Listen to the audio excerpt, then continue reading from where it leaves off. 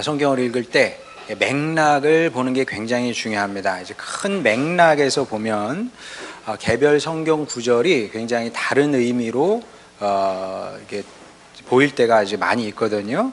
여러분의 자녀 생각하면 무슨 말인지 쉽게 이해가 되는데, 어느 학교에나 이제 노는 친구들이 있잖아요. 예. 그러면 이제 노는 친구들이 뭐 악하다 나쁘다 이렇게 말할 수는 없습니다. 애들이 나쁘면 얼마나 나쁘겠어요, 그렇죠? 악하면 얼마나 악하겠습니까? 자, 그런데 왜 여러분 자녀들이 이렇게 노는 친구들하고 만나서 이렇게 가까이 지내는 것을 이렇게 허락을 안 하십니까? 왜냐하면 이유가 있는 거예요. 아이들은 일단 반발을 하죠. 엄마, 아빠, 제 친구들 착한 애들이에요. 좋은 애들이에요. 의리도 있어요. 그리고 무엇보다 만나서 놀면 재밌어요. 그거 아니겠습니까? 우리가 아는데도 그 친구들하고 노는 것을 흔쾌히 승낙을 안 한다는 거죠. 왜냐하면 우리는 이제 인생이라는 큰 맥락을 보기 때문에 그렇습니다. 우리는 이제 인생을 꽤 살아봤기 때문에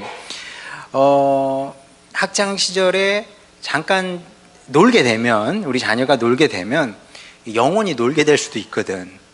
그게 무서운 거지 사실은. 그 친구들이 나빠서가 아니에요. 그 친구들이 뭐 악하면 얼마나 악하겠어요. 나쁘고 악해서라기보다는 한번 삐끗해서 놀기 시작하면 죽을 때까지 놀게 될 수도 있는 겁니다.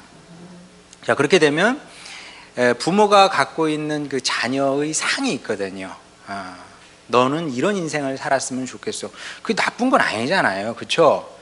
물론 자식들은 엄마 아빠의 욕심이야 뭐 이렇게 얘기할 수도 있겠지만, 근데 사실 아이가 옳겠습니까? 부모가 옳겠습니까?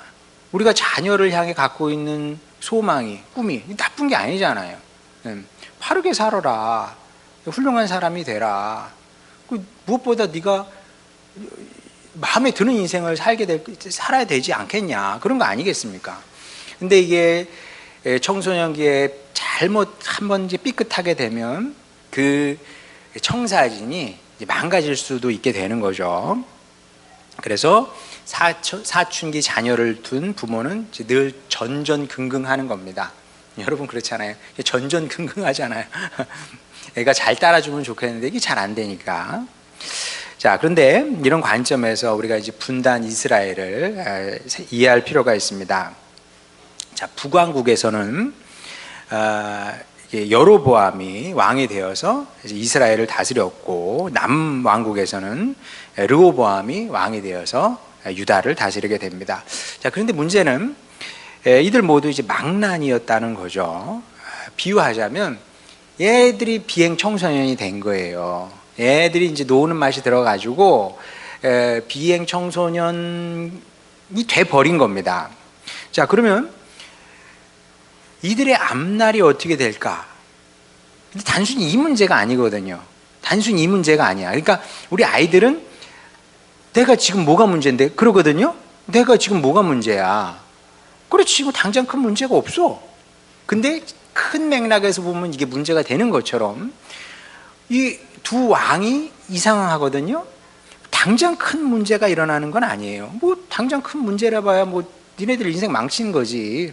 여로보암 니네 인생 망칠 뿐이야. 자, 그런데 하나님께서 큰 맥락에서 보시게 되면 이 두 왕의 타락은 단순히 그 개인적인 일탈의 문제가 아니었기 때문에 그런 겁니다. 그 개인적인 일탈을 넘어서 이 영향력이 이제 아주 파국이 되는 거죠. 그런 영향력이 전 민족, 전 국가적으로 퍼져나가게 되기 때문에 이게 큰 문제인데, 그럴 수밖에 없는 것이 왕이 잘못됐습니다. 그럼 나라가 제대로 서겠어요, 못 서겠어요? 여러분 가정에서도 부모 중 한 사람이 이상해져 봐요. 그럼 그 가정이 제대로 서겠습니까, 안 서겠습니까? 안 되죠. 행복할 수가 없는 겁니다. 마찬가지로 왕의 타락은 곧 국가의 타락으로 이어질 수밖에 없는 겁니다. 자, 그러다 보니까 하나님께서 갖고 계셨던 그 이스라엘의 청사진이 있었거든요. 청사진. 내가 꿈꾸는 내 민족 이스라엘은, 그러면서 이 하나님께서 계획하시고 있던 그 꿈이 있었는데 그 청사진을 박살을 내버린 거예요, 이 왕들이. 예. 마치 우리 부모가 자녀들에게 갖고 있는 청사진이 있는데 자녀들이 잘 못해주면 그 청사진이 박살이 나거든요. 그럼 얼마나 괴로워요, 부모 입장에서는. 아니, 내 인생이 망가지는 것이 아니라 네 인생이 망가지는 거야, 그러면. 근데 자녀 인생이 내 인생이거든. 그러니까 나는 아무렇지 않아도, 나는 지금 잘 살고 있어도 자녀가 망하면 나도 망하는 겁니다. 제가 이제 만나는 사람들이 제 나이 또래 혹은 저보다 연세 드신 분들이잖아요. 그러면 이제 교수님들 제가 만나잖아요. 교수님들 만나면 교수님들이 뭐 특별한 얘기를 하는 건 아니에요. 무슨 얘기를 하냐면, 우리 나이 대부분 다 자식이야, 그래요. 그럼 사실 교수쯤 됐으면 이제 사회적으로 성공한 사람들 아니에요. 근데 소용없대요. 이제 50, 60 되면 자식이 문제래. 자식이 잘 됐으면 이거 어깨 피고 다니는데요. 근데 자식이 잘못되면, 이제 나는 교수여도 뭐 어디 모임 가면 빨리 집에 가고 싶고 뭐 그렇다고 그러더라고요. 제 얘기가 아니라 교수님들 얘기가 그래. 하나님이 그런 거거든요. 이스라엘이 잘 돼야 하나님께서 이제 어깨 피고 이렇게 되는 건데, 이제 그 왕들이 하나님께서 그리신 청사진을 다 이제 망가뜨리고 있는 겁니다. 하나님께서 아브람과 다윗 언약을 통해서 구체적으로 보여주신 그 이스라엘의 미래가 있는데 그것을 다 망가뜨리고 있었던 거죠. 특히 여로보암 같은 경우는 지난 시간에 얘기했던 것처럼 이 혼합주의, 종교 혼합주의 쪽으로 가게 되거든요.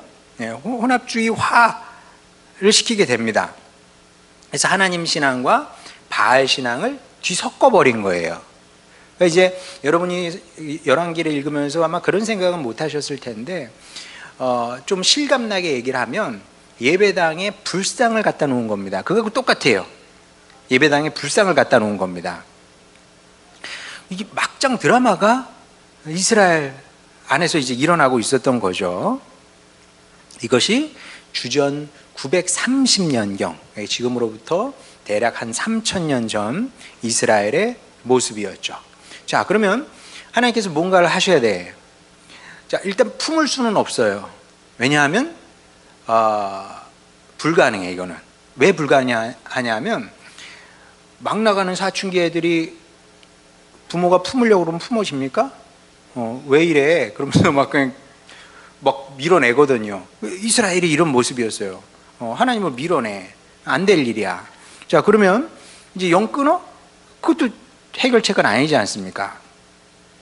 자, 그래서 새롭게 등장한 직제가 있었는데 그게 바로 예언직입니다. 예언자라는 직제가 본격적으로 열왕기 시대부터, 그러니까 열왕기부터 본격적으로, 그전에도 예언자가 없었던 건 아닌데 역할이 좀 애매모호했어요. 근데 본격적으로 이제 분열 왕국 시대에 접어들면서, 그러니까 지금으로부터 3000년 전경부터 본격적으로 예언자들이 이스라엘 땅에 나타나서 이제 활동을 하게 됩니다.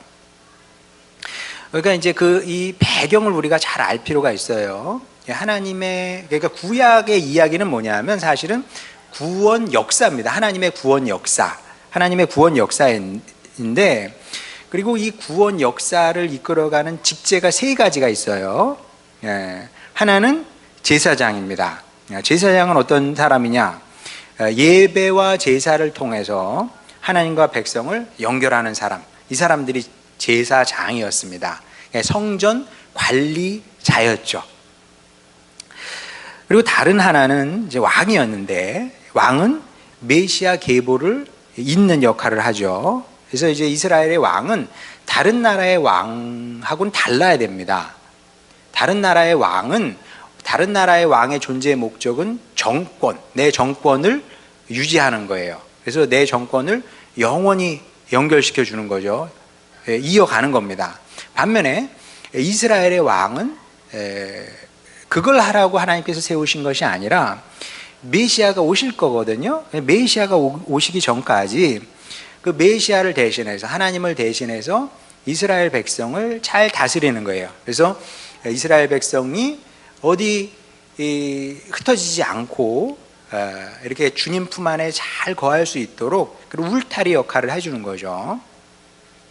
자, 그런데 거의 모든 왕이 하나님의 이런 기대에 부응을 못하게 됩니다.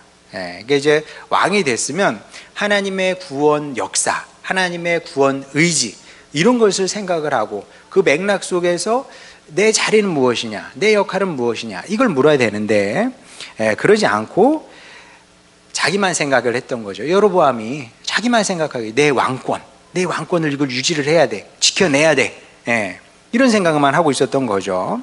그러다 보니까 자연스럽게 종교 혼합주의가 들어올 수밖에 없었던 것이고, 그렇게 되니까 자연스럽게 왕권을 폭력의 수단으로 사용하게 됩니다.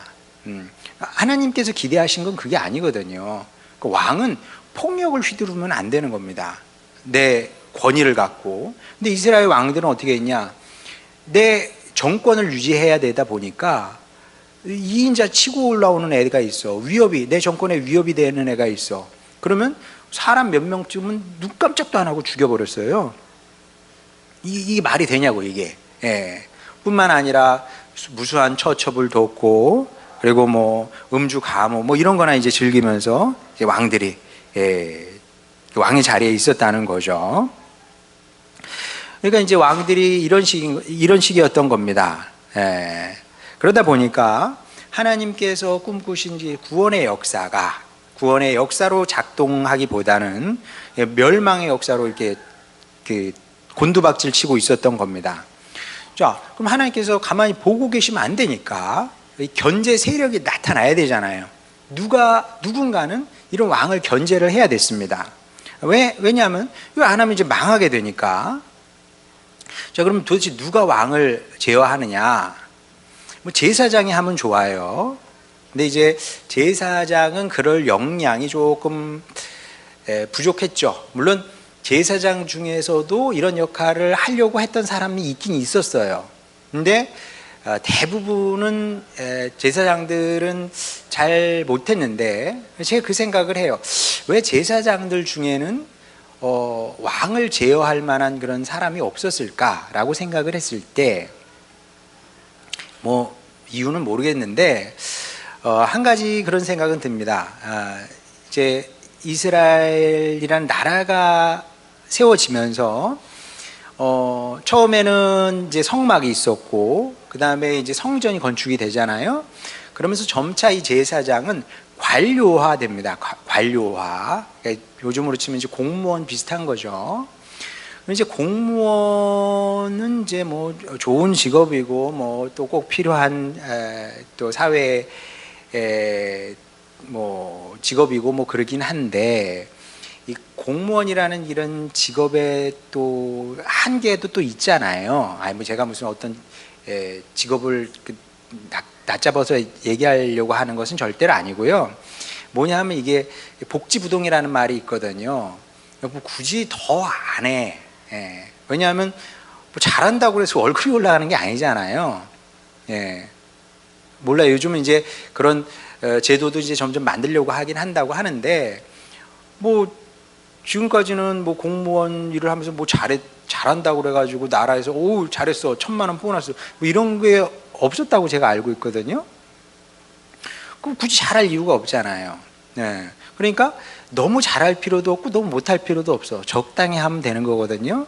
그러니까 이제 그 이스라엘에서 제사장 그룹이 주로 그런 사고 방식에 사로잡혀 있었던 것은 아닐까, 그런 생각을 합니다. 그러니까 이제 루틴에 익숙한 사람이에요. 루틴에.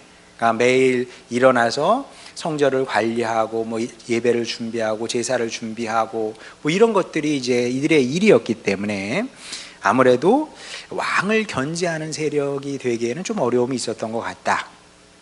자, 그래서 하나님께서 준비하신 이제 새로운 사역 그룹이 등장하게 되는데, 그게 이제 예언자 예언자입니다. 자, 일단 예언자 그러면 오해부터 풀고 가야 돼요. 참 이름이 예언자잖아요. 예언이에요. 아니면 선지자 그러잖아요. 예언이나 선지나 비슷하잖아요. 예언은 앞에 일을 말하는 사람이고, 선지는 앞에 일을 미리 아는 사람이고, 먼저 아는 사람이고, 거의 똑같은 뜻이거든요. 근데 구약 성경을 보면 히브리어로 나비예요. 나비. 우리말 나비, 날아다니는 나비, 발음이 똑같은데 근데 이제 그 곤충 나비를 말하는 것이 아니라 구약에서는 이제 선지자를, 예언자를 나비라고 그랬어요. 나비에는 예언하다는 뜻이 없어요. 예언한다는 뜻이 없습니다. 자, 그러니까 뭔가 이제 예언자라는 그 호칭이 갖고 있는 약간의 그런 아쉬움은 있는 거죠. 예언자 그러면 우리는 예언하는 사람 이렇게 이제 생각을 하게 되기 때문에. 자, 물론 예언자들이 이런 역할을 하긴 했어요. 미래를 알려주는 역할을 하긴 했는데 이게 예언자의 주 역할은 아니었다. 일단 요걸 여러분이 항상 생각을 해야 됩니다. 예언자가 했던 가장 중요한 일은 미래의 일을 예언하는 것, 그건 아니었다는 것을 여러분이 확실히 알고 있어야 됩니다. 자, 일단 이 사실을 알기 위해서 이게 성경적으로 이게 맞는데 일단 여러분 요나를 한번 떠올려 보시기 바랍니다. 요나서를 보게 되면 하나님께서 요나에게 나타나셔서 40일 후에 니느웨가 망한다 이렇게 말씀을 하셨어요. 근데 망했습니까? 안 망했습니까? 안 망했거든요. 안 망했어요.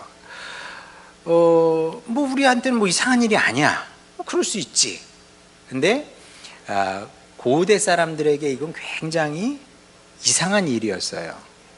하나님에 대해서 충분히 오해를 가질 수 있는 아주 이상한 일이었습니다.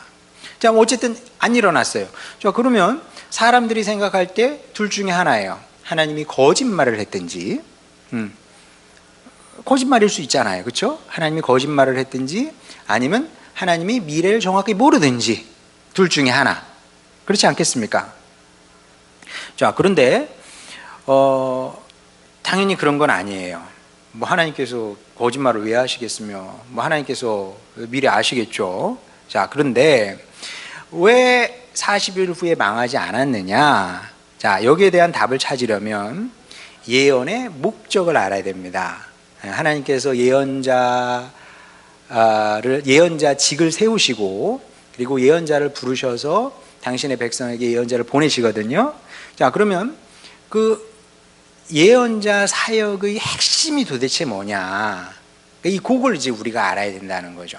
그러니까 이제 우리가 좋은 신앙인이 되기 위해서는 이제 저희는 나이를 이제 먹잖아요. 나이를 먹으면서 점점 이렇게 좀 우리 다음 주일날 설교이기도 한데 내가 지금 좀 관용의 사람이 돼야 되겠다 그런 생각은 많이 해요. 젊었을 때만 해도 아닌 건 이건 아니어서 이게 틀렸고 요건 저게 아니까 저게 틀렸고 막 이렇게 생각을 했는데 나이가 들수록 그럴 수도 있지 뭐 저럴 수도 있고 저렇게 신앙생활할 수도 있고 저렇게 신앙생활할 수도 있고 뭐 그런 건데 저는 이제 저는 스타일상 그 율법적인 건 그닥 좋아하지 않는 것 같아요. 그냥 제 스타일상 그게 저의 장점이기도 하고 단점이기도 하죠. 그 좀 솔직하잖아요. 그래서 새벽 예배 요즘은 새벽 예배 안 빠지고 잘합니다만은 간혹 딱 뜨면 5시 반 5시 반 그러면 이제 그럼 못 하는 거죠. 뭐 보통 안 물어봅니다. 보통 안 물어보는데 장은영 집사님 한번 물어보더라고요. 오늘 왜 새벽 예배 없으시냐고. 알람을 못 들었어요. 못 든 게 아니라 끄고 하고 또 잠이 들은 거죠. 보통 그때는 이제 꿈을 꾸고 있을 때예요. 꿈 한참 꾸고 있다가 비몽사몽간에 끄고 꿈이니까 또 잠을 자버린 거죠. 요즘은 이제 그런 일이 없게끔 이제 2번 울리게 합니다. 10분 간격으로. 두 번 울리게 하는데, 뭐 솔직하게 얘기하죠. 못 일어나, 알람 못 들었어요, 이렇게. 근데 장원영 집사님 그러더라고요. 그렇게 얘기하시니까 좋다는 얘기 같아. 제가 보니까 솔직하게 얘기하니까 좋다, 뭐 그런 얘기였던 것 같아요. 정확하진 않아. 뭐 그렇다고 뭐 좋다는 얘기입니까? 제가 물어볼 수는 없잖아요.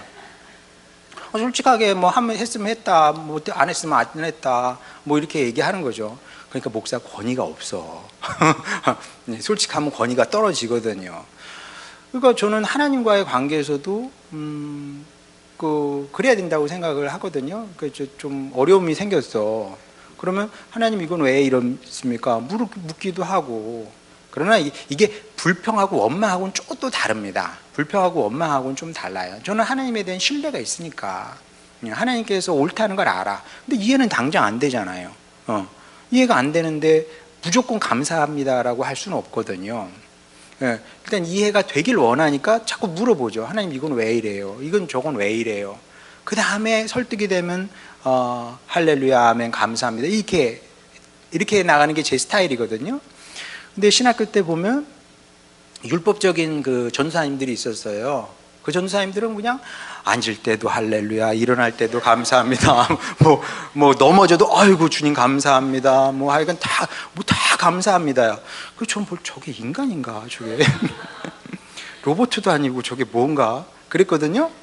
지금은 이제 그런 분들도 존경스러워요. 얼마나 대단합니까? 왜냐하면 불평 원망하는 사람이 너무 많으니까 그것보다 100번 낫다. 그것보다 일어나도 감사합니다, 앉아도 감사합니다. 감사합니다. 네. 근데 그분들한테 물어보면 성경에 그렇게 써 있다는 거예요. 범사에 감사하라고 써 있다는 거야. 그러니까 감사한 게 옳다는 거지. 근데 이제 그렇게 신앙생활을 해도 돼요. 근데 제 스타일은 그렇게 신앙생활을 해도 되는데 그 이면을 또 물어보는 거죠. 그 이면을 왜 사도 바울은 데살로니가 교인들에게 범사에 감사하라고 했을까? 왜 그랬을까요? 말풍선처럼 큰 뭔가 있어요. 그거 지금 여기 얘기하면 너무 길죠. 어떤 배후에 무엇이 있는 겁니다. 우리는 그건 생각하지 않고 그냥 범사에 감사하라고 했으니까 감사해야지. 근데 이제 그렇게 신앙생활해도 된다. 그렇게라도 하면 하나님께서 몇 점 주실까요? A 플러스지 뭐 95점. 근데 더 나아가서 그 배후까지 주님 이 말씀의 뜻은 무엇입니까? 물론 제가 범사에 감사하는 사람이 되길 원하는데 근데 이렇게 우리에게 요구하신 주님의 또 다른 뜻이 무엇이 있습니까? 그것까지 물어서 거기까지 나가서 감사하는 사람 되면 그건 100점인 거죠. 예언도 사실은 마찬가지입니다. 하나님께서 왜 예언자를 세우셨고 그 다음에 예언의 말씀을 통해서 일하려고 하셨을까? 그 배후에 무엇이 있는데 제 결론은 아주 분명합니다.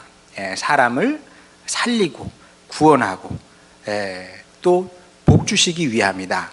이게 예언 사역의 목적인 거죠. 그래서 하나님은 당신의 계획, 당신의 뜻도 언제든지 바꿀 수 있었던 거예요. 그럴 수밖에 없는 게 하나님께서 니느웨의 백성을 싹 죽여버리는 게 하나님의 뜻이 아니니까. 망한다는 말씀을 통해서 이 사람들을 살리고 싶으셨던 게 하나님의 뜻이었거든요.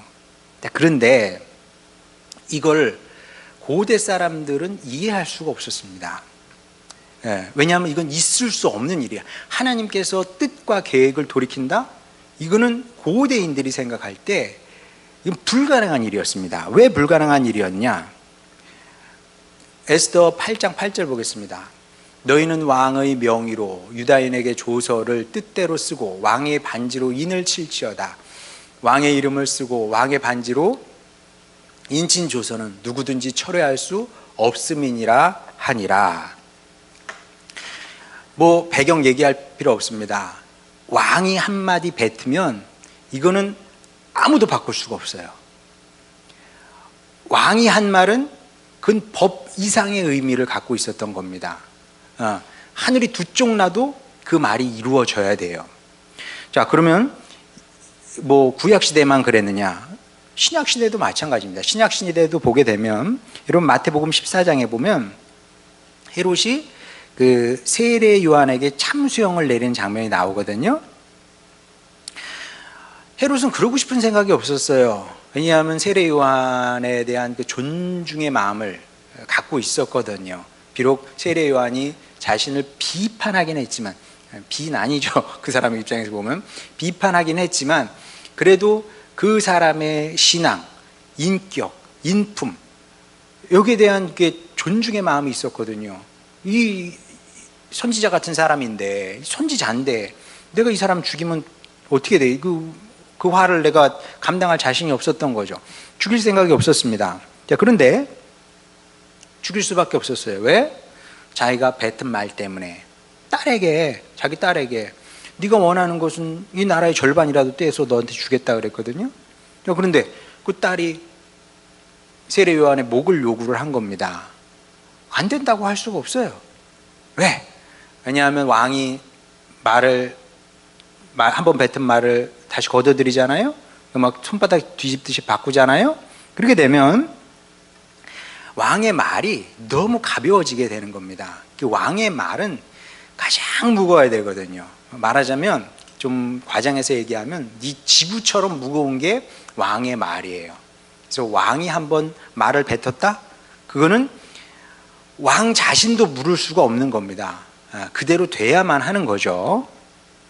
자, 이만큼 이 왕의 말이 무서운 건데, 자, 그런데 예언서를 보면 하나님께서 수시로 당신의 말씀을 번복하는 것을 보게 돼요. 여러분 구약 성경 읽어보면 하나님께서 말씀을 너무 많이 반복하셔. 특히 아모스 보게 되면 좀 심하다 싶어요. 하나님께서 도저히 안 돼서 얘네들 자식들 다 그냥 쓸어버릴 거야. 그럼 아모스가 그럽니다. 하나님, 주님 백성의 연약함을 보시옵소서. 지금 그러시면 안 됩니다. 그러면 그래, 없던 걸로 하자. 뭐 이런 식이에요, 말하자면. 구약성경에 이런 말씀이 너무 많이 나와. 여러분이 한번 이런 맥락에서 이런 관점에서 한번 성경을 읽어보세요. 하나님께서 말을 뱉으셨다가는, 말씀을 하셨다가는 돌이키시고 또 돌이키시고 또 돌이키시고 이렇게 하셨다는 겁니다. 그러니까 이게 어떻게 생각해 보면 이게 당신의 뭐 자존심, 영예 이런 걸 생각하지 않는 거예요. 하나님은. 원래 당신의 자존심 생각하면 이럴 수가 없는 거거든요. 세상에 어떤 왕이 그래. 왕이 하여간 말을 뒤집으면 그러면 채통이 서지 않는 거거든요. 그런데 이게 상식인데 그런 시대에 하나님께서 걸핏하면 당신의 말씀을 바꾸신 거죠. 그러니까 이걸 뭘 얘기하냐면 하나님께는 당신의 뭐 자존심, 채통 이런 거 중요한 게 아니에요. 하나님께 중요한 것은 무엇이냐면 사람이 사람을 살리는 거, 이게 제일 중요한 거죠. 그러니까 이제 우리가 그 인간에 대한 존엄성 그러잖아요. 근데 사실 교회 밖에 있는 사람들은 그게 무슨 뜻인지 잘 모르고 하는 소리예요. 그게 뭔지 잘 모르고 그렇게 하면 인본주의가 되는 겁니다. 근데 성경이 가르치는 그 인간의 존엄성이라는 것은 이런 식인 거죠. 말하자면 하나님께서 친히 보여주신 겁니다. 하나님도 알아요. 말을 번복하면 당신 얼굴에 먹칠하는 거예요. 하나님 누구보다 잘 아셔. 근데 그럴 준비가 돼 있어.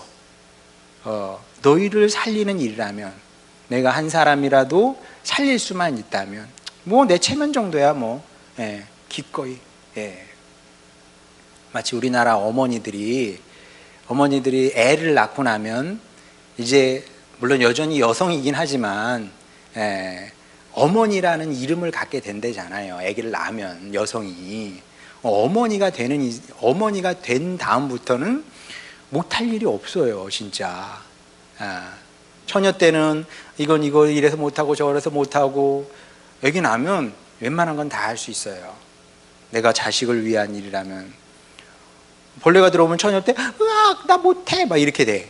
근데 이제 아기가 있는데 막 벌레가 들어와서 막 난리치면 막 책 던지고 막 그냥 손으로 막 칠 걸. 그렇게 되는 것처럼 하나님도 마찬가지죠. 하나님도 사람을 살리기 위해서는 뭐든 하실 수 있는 분이라는 것을 이제 성경을 통해서 가르쳐 주시는 거죠. 자, 그래서 그 하나님은 그 성경을 보게 되면 이제 당신의 계획을 언제든지 그 물으셨다. 사람을 살리는 길이라면 언제든지 그럴 준비가 되셨다. 자, 근데 그것뿐만 아니라 그 예언자들이 예언을 하잖아요. 근데 여러분도 한번 보세요. 예언서를 이제 나중에 우리가 예언서를 또 하게 될 겁니다. 하게 될 텐데 예언서를 쭉 읽다 보게 되면 이걸 예언이라고 했나? 그런 예언이 굉장히 많습니다. 이런 식이에요. 아모스 2장 4절 5절 보겠습니다. 여호와께서 이와 같이 말씀하시되, 자, 그러면 뭔가 대단한 얘기가 나와야 될 거 아니에요. 하나님께서 아모스에게 주신 말씀이니까. 그러면 이제 귀를 쫑긋하고 무슨 말씀인지 듣고 싶어져요. 그 다음 내용이 이렇습니다. 유다의 서너 가지 죄로 말미암아 내가 그 벌을 돌이키지 아니하리니 이는 그들이 여호와의 율법을 멸시하며 그 율례를 지키지 아니하고 그의 조상들이 따라가던 것에 미혹되었음이라. 뭐 크게 잘못했다는 얘기군. 5절, 내가 유다에 불을 보내리니 예루살렘의 궁궐들을 사르리라. 특별한 얘기 아니잖아요. 제가 만약에 저 시대에 살아서 태어나서 사역을 했다면 이 정도 말은 저도 할 수 있어요. 당연한 얘기예요. 사실은 마치 여러분 자녀들이 핸드폰만 계속 게임만 한다고 쳐보세요. 여러분 뭐라고 그럴 겁니까? 야, 너 이렇게 계속 게임만 하면 너 대학 못 가? 이렇게 얘기하지 않겠어요? 예언이에요, 그거. 미래를 얘기한 거예요. 미래를 얘기한 거 아니겠습니까? 그러면 맞아요, 틀려요? 99% 맞지. 계속 핸드폰만 보고 있는데 어떻게 얘가 원하는 대학을 갈 수 있겠습니까? 원하는 대학 간 애들은 다 똑같더라고, 제가 보니까. 물론 이제 조심스러워요, 이런 얘기를 하는 거는. 목사가 무슨 그 대학을 그렇게, 아니, 저 대학 중요하게 생각 안 합니다. 여러분 진짜. 뭐 대학 뭐 아무 데나 나오면 어때요? 대학 안 가면 어때? 그렇잖아요. 그렇긴 한데, 제가 금요일 날도 그 설교 했는데, 아니, 그래, 뭐 열심히 살았는데 뭐 못 갔어. 갈 수 있는 형편이 안 됐어. 그럼 못 가도 돼. 근데 할 수 있는데 게임 하다가 못 가는 거는 그건 아니잖아요. 아닌가요? 내가 할 수 있는데, 근데 게임을 하느라고, 노느라고, 게으르게 살다가 대학을 못 갔어. 그건 아니지. 그렇지 않습니까? 자, 그러니 인터넷도 보게 되면은 다 똑같아요. 너 어떻게 해서 대학 갔냐? 뭐 고등학생 때 후회 안 하냐? 후회 안 한대요. 원하는 대학 가는 애들은 자기 고등학교 때 다시 돌아가도 후회 안 한대. 그래서 왜? 물어보면 다 또 대답이 비슷합니다. 저 후회 없이 공부했대. 후회 없이 공부했대. 잠자는 시간 빼놓고는 자기는 진짜 항상 공부했다고, 치열하게 공부했다고. 그러니까 원하는 대학 가는 거 아니겠습니까? 게임만 해가지고 뭐 어떻게 원하는 대학에 가겠어요? 원하는 대학 못 가. 그리고 그게 맞을 거예요. 99% 맞을 겁니다. 근데 구약에 기록된 그 예언의 다수가 이렇다고 보면 됩니다. 특별한 미래의 특별한 사건을 막 폭로하는 게 아니에요. 아무도 모르는 거, 나만 아는 걸 이렇게 막 폭로하고 그런 거는 별로 없습니다. 진짜 별로 없어요. 대부분 다 야, 이런 예언은 나도 하겠다, 뭐 이런 거.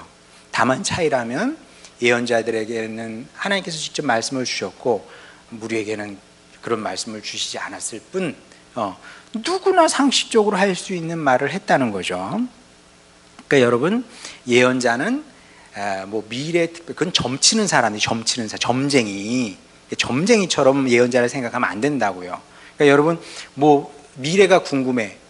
어디 용하다는 거죠. 기도원의 원장님 미래를 안 돼. 찾아가고 그러지 마세요. 예. 그게 하나님께서 그렇게 일을 하실 수도 있을까? 근데 그럴 필요가 뭐가 있겠습니까? 예. 그게 뭐 그 원장님이 뭐 옳은지 틀린지 저는 그건 잘 모르겠어요. 근데 그럴 필요가 뭐가 있겠어요? 예. 하나님께서 이미 다 우리에게 말씀을 주셨는데, 생명의 말씀을 주셨는데, 예. 그럴 필요가 뭐가 있겠냐고요. 그거는 점쟁이를 의지하고 점수를 따라서 하는 것하고 크게 다르지 않다는 거죠. 구약의 또 신약의 예언은 그런 게 아니다. 또 예언자라고 하면 이제 기적의 사역자를 떠올리는 경향도 있어요. 자, 왜 그러냐면 엘리야 엘리사의 그 이야기가 우리 뇌리에 워낙 강하게 남아있기 때문에 그래요. 굉장히 깊이 각인되어 있거든요. 특히 이제 엘리사 같은 경우는 신구약 전체로 봐도 기적을 이제 굉장히 많이 행한 사람 중에 하나 아니겠습니까? 자, 그런데 구약 성경을 보게 되면 기적의 사역자라고 할 수 있는 예언자는 또 몇 명 되지 않아요. 자, 예언자를 보통 두 그룹으로 나눕니다.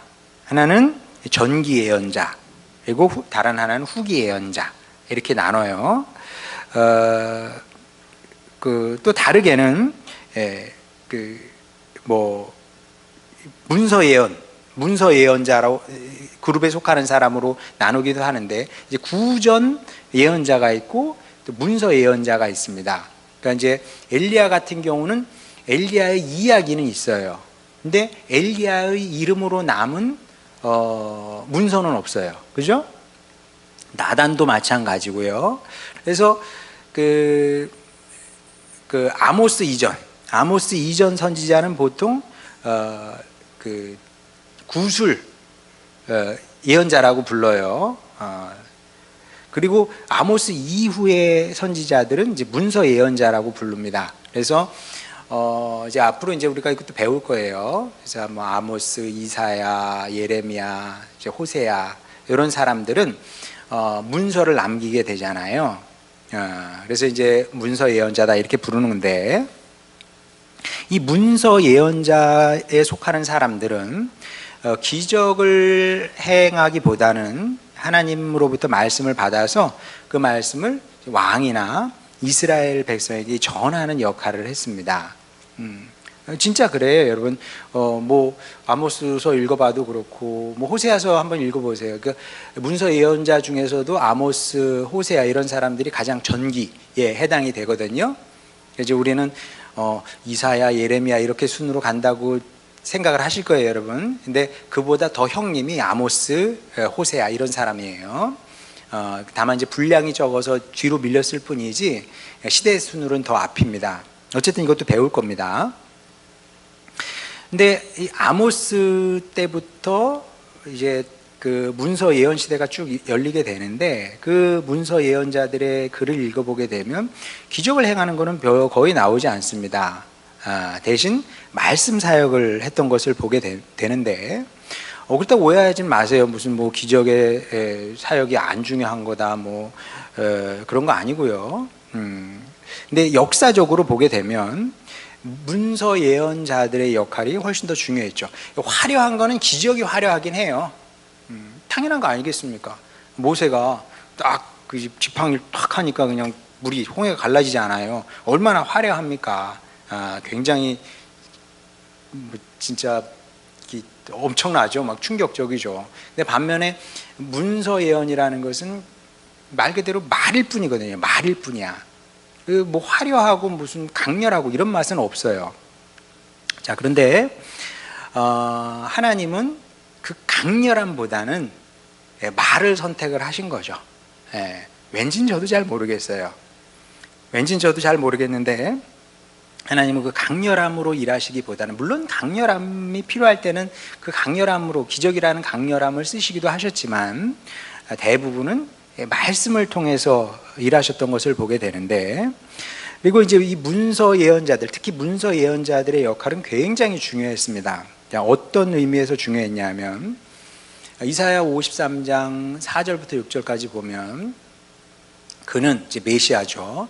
메시아는 실로 우리의 질고를 지고 우리의 슬픔을 당하였거늘 우리는 생각하기를 그는 징벌을 받아 하나님께 맞으며 고난을 당한다 하였노라. 그가 찔림은 우리의 허물 때문이요 그가 상함은 우리의 죄악 때문이라. 그가 징계를 받음으로 우리는 평화를 누리고 그가 채찍에 맞음으로 우리는 나음을 받았도다. 우리는 다 양 같아서 그릇 행하여 각기 제 길로 갔거늘 여호와께서는 우리 모두의 죄악을 그에게 담당시키셨도다. 보세요 여러분, 이 말씀이 없었다면, 이사야서의 이 말씀이 없었다면 예수님의 십자가에 대한 우리의 이해는 굉장히 빈약했을 겁니다. 그렇죠? 예, 구약이 없으면 신약의 이해라는 건 굉장히 빈약해지게 되는 겁니다. 뿐만 아니라 예언서가 없었으면 굉장히 많은 문제가 발생할 수밖에 없는데 하나님에 대한 지식이 반토막 났을 것이고요. 예, 여러분 호세아가 없다고 생각을 해보세요. 호세아서가 없었다고 생각해 보세요. 그 하나님의 절절한 사랑을 그걸 어떻게 알았겠습니까? 그거를. 그러니까 우리는 호세아서가 있다는 그 사실 하나만으로도 사람들이 비난을 한단 말이에요. 구약의 하나님은 잔인하다. 어디 호세아서를 읽어봐. 이 하나님이 잔인한 하나님인지. 이렇게 되는 겁니다. 뿐만 아니라 하나님의 역사도 한 30% 이상은 뚝 잘라서 없어졌을 것이고, 그러면 우리가 아는 하나님의 이해는 토르소 정도, 전체를 알기보다는 그냥 몸통 정도만 남게 되는 그런 비극이죠. 비극을 갖게 됐을 것이고, 또 신약 성경이 쓰이기도 쉽지 않았을 겁니다. 여러분은 신약 성경을 깊이 연구를 하지 않으셨기 때문에 그걸 잘 몰라요. 근데 신약 성경을 그 구약 성경의 맥락에서 읽고 묵상하고 연구를 하게 되면 신약의 배경에는 구약이 쫙 펼쳐져 있습니다. 그래서 구약을 모르면 해석이 안 되고 이해가 안 되는 부분이 굉장히 많아요. 한두 군데가 아닙니다. 굉장히 많습니다. 그 많은 예 중에 하나만 제가 예를 들게 되면 로마서 1장 17절 말씀이죠. 복음에는 하나님의 의가 나타나서 믿음으로 믿음에 이르게 하나니 기록된 바 오직 의인은 믿음으로 말미암아 살리라 함과 같으니라. 기록된 바 어디에 기록됐어요? 하박국 2장 4절에 기록된 거예요. 보라 그의 마음은 교만하며 그 속에서 정직하지 못하나 의인은 그의 믿음으로 말미암아 살리라. 이 말씀을 인용을 했거든요. 자, 그러면 보통 이제 성도들은 그냥 쭉 읽어요. 읽으니까 그냥 기록된 바 하박국 인용이구나 이렇게 생각을 합니다. 근데 신약에서 구약을 인용을 하기도 하고, 아니면 인용은 아니지만 기록된 바라고 쓰진 않아요, 신약에서. 근데 구약 어디서 빌려온 그 이미지가 있어요. 그런 것을 이제 가지고 옵니다. 그러면 우리는 거기서 단순히 우리는 그냥 그런 이미지만 빌려왔구나 이렇게 생각을 하는데 그게 아닙니다. 신약의 저자가 그게 누가 됐든 간에 구약을 갖다 쓸 때는 거기는 구약의 풍부한 이야기를 함께 가지고 오는 거예요. 예를 들면 쉽습니다. 어떤 사람을 보고 여러분이 저 사람 놀부야 이렇게 얘기했다고 쳐보세요. 그러면 저 사람은 놀부야, 사실 그 자체만으로는 아무 뜻이 없어요. 외국 사람이 들으면 저 사람 이름이 놀부인가? 이럴 거 아니에요. 그죠? 그 말 자체는 그게 맞아. 근데 우리는 흥부전을 안단 말이에요. 흥부전이라는 이야기를 몽땅 가지고 와서 그 이야기를 갖고 그 말을 이해해서 그 사람을 평가를 하게 되는 겁니다. 자, 이걸 가리켜서 뭐라 그러냐 하면 메탈랩시스라고 그래요. 그냥 참고로 이런 해석 방법이 있습니다. 메탈랩시스라는 것은 무엇이냐면, 메타는 넘어서라는 뜻이에요. 애프터 이런 뜻이고, 랩시스는 취하다. 그러니까 저 밖에 있는 것을 가져와 가지고 취하는 거죠. 예, 이렇게. 네. 그래서 로마서 1장 17절 말씀은 무엇이냐면 오직 의미는 믿음으로 말미암아 살리라 하고 이제 하박국을 가져온단 말이에요. 그럼 하박국의 이야기는 무엇이냐면 하박국의 이야기는 이야기하면 긴데 하박국은 하나님을 향해서 좀 불만을 갖고 있었단 말이에요. 하나님, 공의의 하나님께서 어찌하여 세상의 역사를 이렇게 내버려 두십니까? 여기를 봐도 부정의, 저기를 봐도 불의, 하나님 살아계시면 어떻게 이럴 수가 있습니까? 그때 하나님께서 하박국에게 주신 말씀은 무엇이냐면 믿음으로 말미암아 살리라는 거거든요. 뭘 믿어요? 예, 하나님은 공의로우신 분이다.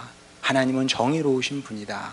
불의를 가만 내버려 두지 아니하시고, 그리고 의인의 정직함을, 의인의 삶을 그냥 방치해 두시지 않는다.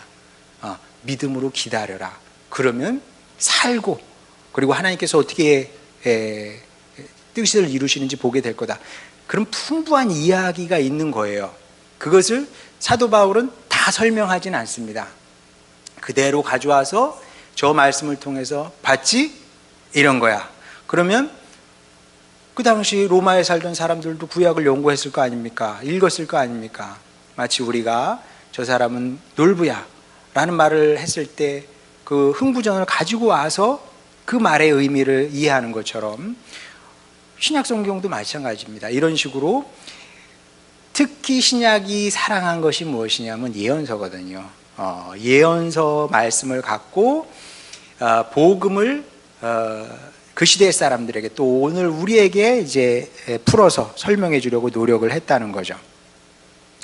자, 이렇게 예언자들은 이제 다 말씀의 사역자였는데, 그리고 이것을 하나님께서 이걸 원하신 겁니다. 하나님께서 원하셨어요. 하나님의 굳은 의지가 여기 숨어 있는 겁니다. 어떤 의지냐? 하나님께서 예언자를 세우셨을 때는 거긴 하나님의 굳은 의지가 있어요. 무슨 의지? 나는 말씀으로 사역한다. 이게 굉장히 중요한 겁니다. 나는 말씀으로 사역한다. 자, 그래서 우리도 마찬가지로 기적을 자꾸 요구하기보다는 말씀을 붙들고 사는 거죠. 말씀을 붙들고 살아. 그러니까 여러분 인생 살다가 어려움을 만나잖아요. 환경이 빨리 바뀌기를 바래. 그렇잖아요. 바로 바뀌지는 않습니다. 그럼 먼저 뭘 어떻게 되냐면 말씀을 붙들고 싸워야 돼요. 그런 거라니까 진짜. 아니, 제가 목회 칼럼에도 제 인생에서 재정적으로 어려운 시기가 몇 번 있었다고 하잖아요.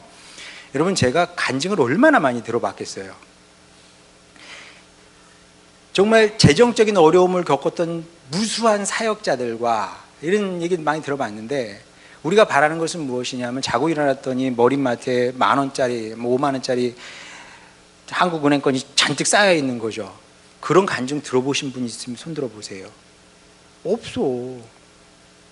주로 어떻게 됐냐면 주님 말씀 붙들고 싸운 겁니다. 주여, 주님께서 살게 하신다고 하시니 살려주시옵소서. 그러면 하나님께서 우리도 생각하지 못하는 방식으로 급하게 일하시기도 하시고 또 천천히 바꾸시기도 하시고, 그러니까 핵심은 무엇이냐면 기적을 보는 게 먼저가 아니고 말씀을 붙들고 싸우는 게 먼저라니까요. 이게 먼저 선행이 돼야 그 다음에 기적이 일어나건 뭐가든 그렇게 되는 거고, 그리고 그래야 또 말씀을 붙들고 싸우는 겁니다. 그렇지 않으면 어떻게 돼요? 그럼 계속 하나님을 마법사처럼 생각해서 이거 해놔라, 뭐 지니 부르듯이 이거 해라 저거 해라 뭐 이렇게 되는 거죠. 그런 식의 기적은 일어나지 않습니다. 그래서 예수님도 뭐라고 말씀하셨냐면 성도는 어떻게 산다고요? 하나님의 입에서 나오는 말씀으로 살 것임이라. 이게 다 연결이 된 겁니다. 하나님께서 예언자들을 말씀의 사역자로 세워주시고, 그리고 예수님도 이 땅에 오셔서 결국 말씀으로 사역하신 거죠. 이 사실 기억하시고, 여러분도 예언자는 다른 게 아니에요. 말씀을 붙든 사람이 예언자입니다. 말씀을 붙든 사람이 예언자입니다. 그러니 이 시대에 말씀을 붙든 자로 예언자처럼 이렇게 살아내는 여러분이 되시길 바랍니다.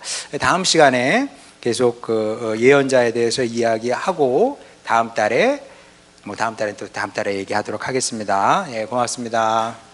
네.